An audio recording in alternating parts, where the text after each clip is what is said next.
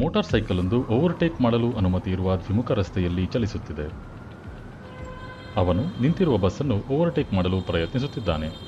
ಇಲ್ಲಿ ಅಪಘಾತ ಉಂಟು ಮಾಡುವ ಸಂಗತಿಗಳನ್ನು ಗುರುತಿಸುವಿರಾ?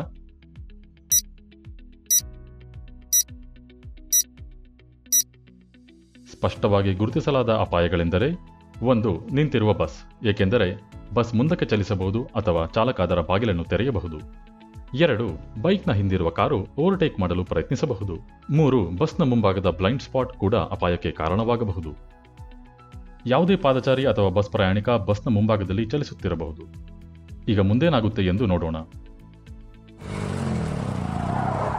ಒಂದು ಅಪಘಾತ ಸಂಭವಿಸುವ ಸಾಧ್ಯತೆ ಇತ್ತು. ಈಗ ಇಲ್ಲಿ ನಡೆದ ತಪ್ಪುಗಳನ್ನು ಗಮನಿಸೋಣ. ಬಸ್ ಒಂದು ರಸ್ತೆಯ ಬದಿಯಲ್ಲಿ ನಿಂತಿದೆ. ಬೈಕ್ ಸವಾರ ಅದನ್ನು ಓವರ್ಟೇಕ್ ಮಾಡಲು ಮುಂದಾಗುತ್ತಾನೆ. ಆದರೆ ಅವನು ತುಂಬಾ ಹತ್ತಿರವಿದ್ದುದರಿಂದ ಮುಂದೇನಿದೆ ಎಂದು ಕಾಣಿಸುತ್ತಿಲ್ಲ. ಅಚಾನಕ್ಕಾಗಿ ಪಾದಚಾರಿಯೋರ್ವ ಬಸ್ನ ಮುಂದೆ ಬರುತ್ತಾನೆ. ಸವಾರ ತೀವ್ರವಾಗಿ ಬ್ರೇಕ್ ಹಾಕಿ ಪಾದಚಾರಿಗೆ ಡಿಕ್ಕಿ ಹೊಡೆಯುವುದನ್ನು ಸ್ವಲ್ಪದರಲ್ಲೇ ತಪ್ಪಿಸುತ್ತಾನೆ. ಹಿಂದಿನ ಕಾರು ಸ್ವಲ್ಪ ಹತ್ತಿರದಲ್ಲಿದ್ದರೂ ಹಿಂದಿನಿಂದ ಡಿಕ್ಕಿ ಸಂಭವಿಸಬಹುದಿತ್ತು. ಇಂತಹ ಸಂದರ್ಭದಲ್ಲಿ ಸುರಕ್ಷಿತವಾಗಿರುವುದು ಹೇಗೆ ಎಂದು ನೋಡೋಣ. 1. ನಿಂತಿರುವ ವಾಹನವನ್ನು ಓವರ್ಟೇಕ್ ಮಾಡುವಾಗ ನಿಧಾನಿಸಿ. 2. ಸಂಭಾವ್ಯ ಅಪಾಯಗಳನ್ನು ಗಮನಿಸಿ ಹಾಗೂ ಸುರಕ್ಷಾ ಕ್ರಮಗಳನ್ನು ಕೈಗೊಳ್ಳಿ. 3.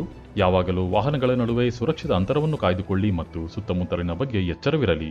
ಜೀವನ ಅಮೂಲ್ಯ, ಸುರಕ್ಷಿತವಾಗಿ ಚಲಿಸಿ.